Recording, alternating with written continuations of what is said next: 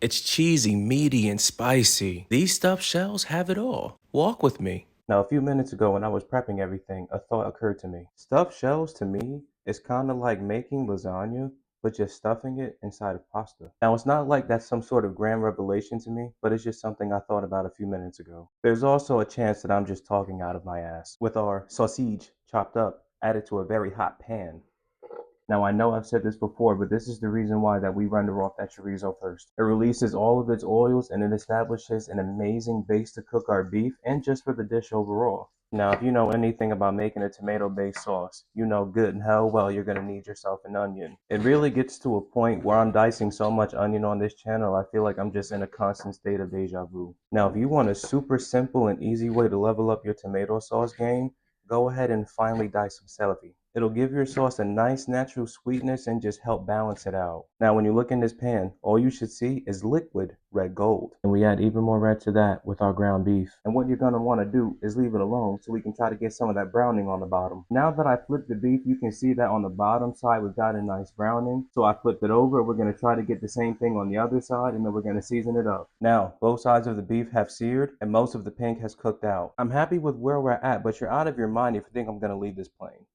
This is salt. This is pepper, more specifically the black kind. I'm not going to tell you what seasoning this is, but just know it's my favorite one. That should be a dead giveaway. One day I'm going to start calling cumin the way I call it off camera. Give this a mix, let it finish cooking, and you're all good. Boy, am I happy. We've already established so much flavor in this pan, but go ahead and add some oil to it. And the best thing about onion and celery is that it can go in the pan at the same time. What's also neat is that it only takes seconds for your kitchen to start smelling incredible. You know, I'm starting to get tired of needing to shred things, but I suppose you could say it's for the great or good. Oh, brother, this guy stinks! Please don't click off the video. Anyways, we're topping this with mozzarella cheese, so grate yourself some mozzarella cheese. Now, however good you think your kitchen smells, that's about to be multiplied by 1,000 because of fresh garlic. You saute it until it becomes fragrant. Now, up until this point, all we've done is maximize flavor and we're not going to stop now. We're seasoning the vegetables. And that starts with salt. You add some more of the powdery black stuff. Now, I know that chorizo is spicy. I don't give a damn. We're adding chili flake to this. I'm not going to lie, I added a lot of chili flake. I might come to regret that later. Now that our seasonings have cooked in, we go back in with the meat.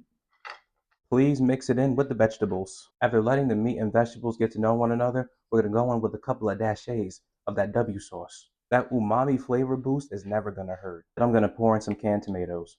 And of course, a little water to clean out the can. Nothing goes to waste. Gonna be honest, this is kind of simmering a little bit too much, as you can see, but I've already reduced the heat. Once it starts simmering, you're gonna let it reduce until it thickens. The water for our shells have started boiling, so go in with the shells. Quick FYI on the pasta, you're gonna want to cook it until it's al dente. My sauce has been cooking away. It's coming along nicely, but damn it, it needs help. So I'm starting with the pepper. More of my favorite seasoning. I'm still not gonna tell you what it is. Imagine making a tomato-based sauce and you don't add basil.